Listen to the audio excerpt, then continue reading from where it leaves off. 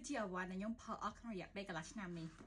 ទិញទៀតឬក៏ឈប់ទិញដំណឹងពួក light gel moisturizer របស់ Superdrug មួយនេះអត់ទិញទៀតទេណាគ្នាព្រោះខ្ញុំអត់ចូលចិត្ត texture វាណាគ្នាទោះបីជាគេដាក់ light gel ងាយស្រួលលាបចូលក្នុងស្បែកប៉ុន្តែ foam វាខ្ញុំមានអារម្មណ៍ថាវាអត់សូវងាយស្រួលលាបចូលក្នុងស្បែកទេវាត្រូវការរយៈពេលមួយក្នុងការ blend ដើម្បីវាស្រូបចូលក្នុងស្បែកគិតថាវាអត់សូវស័ក្តិសមជាមួយនឹង oily skin ដែរណាគ្នាទោះបីជាវា light gel ក៏ដោយព្រោះតែមានអារម្មណ៍ថា texture វារៀងរបៀបថារៀងធ្ងន់បន្តិច and then it's hard to blend so របៀបថាអ្នកដែលគាត់ oily skin ខ្ញុំគិតថាអត់សូវស័ក្តិសមហ្មងនេះតែបើមកមើលតាក់ទងជាមួយនឹង ingredient list របស់វាវិញវាគឺជា a good simple moisturizer ណាគ្នាដោយសារតែវាមាន content ingredient នេះច្រើន ingredient list គេគឺតិចមែនតើគឺមានតាក់ទងជាមួយនឹង glycerin squalane ណាគ្នាអញ្ចឹងវាគ្រាន់តែជា moisturizer ដែលផ្ដល់សំណើមឲ្យស្បែកហើយបន្ទាប់មកមានជាតិ occlusive ingredient ខ្លះដើម្បីជួយទប់ស្បែកកុំឲ្យ